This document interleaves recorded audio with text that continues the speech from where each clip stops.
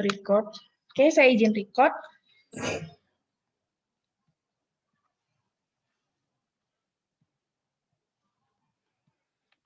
Untuk kali ini, untuk pertemuan hari ini, nggak terlalu banyak materinya. Masih santai. Tapi sampai akhir semester masih santai kok, tenang aja. Nanti seperti biasa, rekamannya akan saya upload di YouTube saya, dan materinya akan saya upload di e-learning. Kita masuk ke materi mengenai pengantar statistika dan analisis data. Jadi sebenarnya statistika itu apa sih? Nah, statistika adalah alat untuk menganalisis data dan menemukan serta membuktikan makna sesungguhnya dari data tersebut. Tuh, jadi apa ya? Statistika itu tools atau metode. Jadi kalian punya nih sekumpulan data. Terus habis itu kalian ingin menyimpulkan sesuatu dari sekumpulan data ini. Nah, tools atau alat atau metode yang kalian gunakan untuk menyimpulkan sesuatu dari data yang kalian punya itu adalah statistik, seperti itu. Dan statistik ini salah satu dasar dalam engineering ya. Dalam mata kuliah teknik itu statistik dasar. Kalian akan, terutama teknik industri, kalian akan menemui banyak data yang harus kalian olah dan kalian simpulkan dengan menggunakan tools-tools dari statistik ini. Nah, ruang lingkup statistika itu meliputi pengumpulan data. Jadi mulai dari mengumpulkan datanya, lalu mempresent datanya. Mempresent tuh dalam artian kalian menggambarkan, bisa melalui grafik, bisa melalui tabel, lalu menganalisis si data itu. Kalian cari kesimpulannya, kalian cari fenomena-fenomena apa yang dapat di-capture dari si data itu, dan penggunaannya untuk mengambil keputusan, menyelesaikan masalah, dan merancang proses atau produk. Jadi beberapa dari kalian mungkin mengambil mata kuliah perancangan produk. Nah, di situ juga akan ada beberapa tools statistika yang akan digunakan. Nantinya kalian ketika semester 5, kalian akan menemui mata kuliah PPC. PPC itu Production Control, Planning and Production Control. Kalian juga akan menemui statistika di sana. Dan semester 6 akan ketemu saya lagi di mata kuliah pengantar manajemen mutu. Nah, itu juga kalian akan pengantar manajemen mutu dan pengendalian kualitas. Kalian juga akan menemui statistika di situ, malah banyak banget statistika yang akan dipakai di PPM. Jadi pada dasarnya statistika adalah ilmu tentang data. Jadi kalau kalian punya data, nggak bisa nih data itu dilepaskan dari statistika, nggak bisa. Apalagi TI ya. TI itu dituntut untuk selalu berbicara dengan data. Kita tuh kalau, kita kalau bacot atau ngasih argumen, itu nggak bisa hanya berdasarkan kita, tapi harus berdasarkan data yang ada, data-data yang terdahulu, data-data historis, atau data-data data-data peramalan, itu yang bisa kita jadikan landasan atau acuan kita untuk menganalisis si data itu. Jadi data tanpa statistika itu hanya sekedar angka-angka, dan statistika tanpa data ya bagaikan alat tanpa bahan, ya udah diem aja. Makanya data dan statistika ini adalah satu kesatuan yang nggak bisa dipisahkan. Itu metode statistika dapat membantu kita untuk mendeskripsikan dan memahami variabilitas data. Ya, pokoknya komponen karakter-karakter dari data itu. Nah, apa sih bedanya statistik dengan probabilistik? Yang sudah kita pelajari di semester 1, probabilitas. Dalam teori probabilitas, kita menggunakan pengetahuan kita untuk memprediksi kemungkinan suatu kejadian terjadi. Jadi kalau kalian ingat di teori probabilitas, kita banyak ini ya, tentukan probabilitas, tentukan peluang. Jadi kayak misalnya dari 100 percobaan, tentukan peluang 10 percobaan gagal jika bla bla bla bla. Atau dari sekian percobaan, tentukan probabilitas produk berhasil di pengambilan ke-9 dengan metode-metode probabilitas yang ada. kayak distribusi normal, binomial, gamma, eksponensial. Sebentar ya.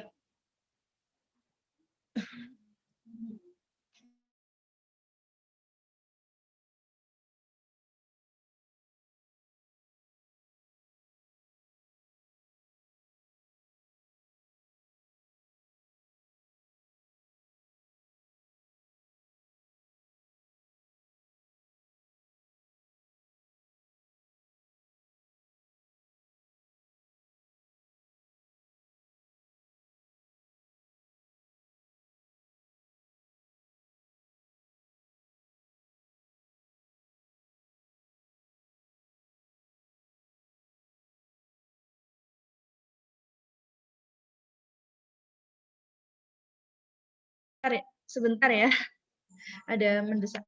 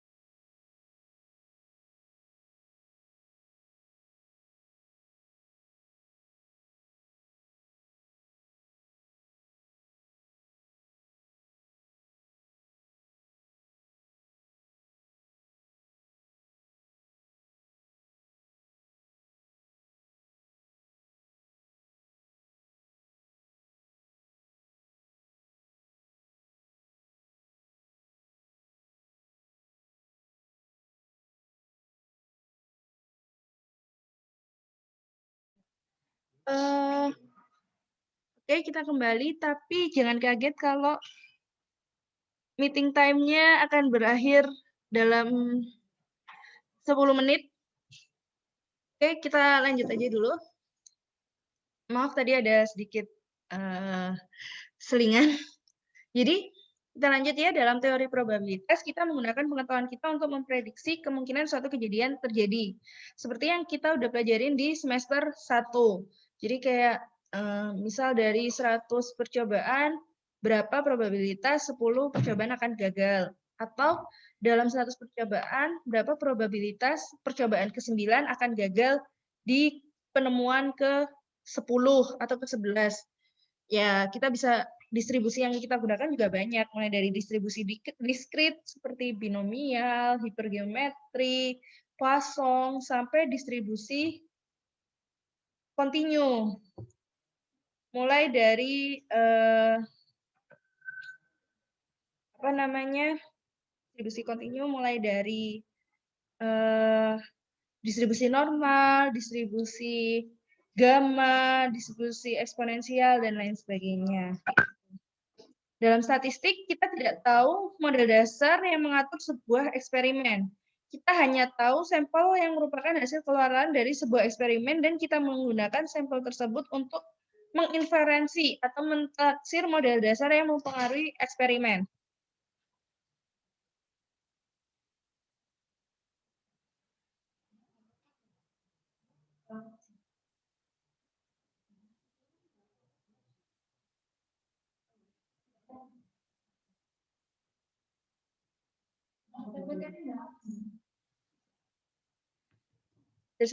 Jadi misalnya kalau di statistik itu kita hanya tahu sampel aja. Misal sampel rata-rata usia masyarakat 200 masyarakat Surabaya.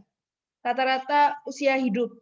Nah, tapi si rata-rata usia hidup 200 masyarakat Surabaya ini kita gunakan untuk menyimpulkan rata-rata usia hidup seluruh masyarakat di Surabaya, kayak gitu. Disitulah yang kita sebut statistika digunakan untuk menginferensi atau mentaksir populasi dari sekumpulan sampel yang ada, kayak gitu. Oke, kita lanjut. Nah, ini udah pernah kalian pelajari di teori probabilitas, jenis-jenis data. Ada berdasarkan sumber, itu ada data primer dan data sekunder. Berdasarkan fungsinya, ada data utama dan data pendukung. Oh, ini saya ingatkan lagi ya, kalau data primer itu adalah data yang kalian ambil langsung. Contohnya bisa melalui kuesioner, bisa melalui pengamatan, percobaan, dan lain sebagainya. Kalau data sekunder itu data yang kalian ambil dari suatu sumber. Contohnya data-data di internet, data-data BPS. Kalau data utama adalah data paling penting yang akan kalian gunakan di penelitian kalian atau percobaan kalian, dan lain sebagainya. Sedangkan data pendukung itu data-data yang mendukung. Jadi misal kalau kalian ingin melihat pengaruh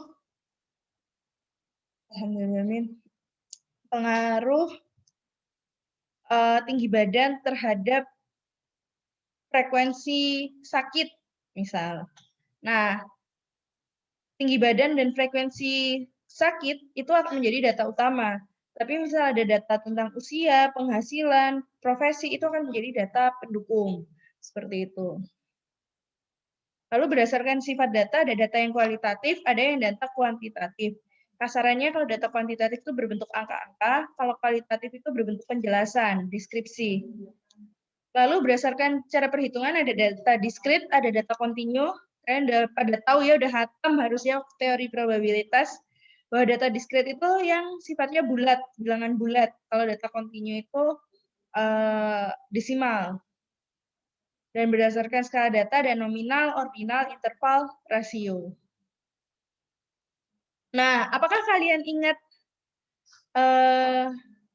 lambang-lambang ini? Atau saya stop share dulu ya? Saya stop share dulu. Saya stop recording. Kita lanjutkan lagi. Saya buatkan room baru karena ini 4 menit lagi roomnya berhenti. Entah kenapa ya, kok nggak dapet yang apa namanya profesional, yang berbayar. Oke, sampai jumpa di room baru ya. Saya stop recording dulu daripada nanti nggak enak tanya Iya jawab. Bu, siap.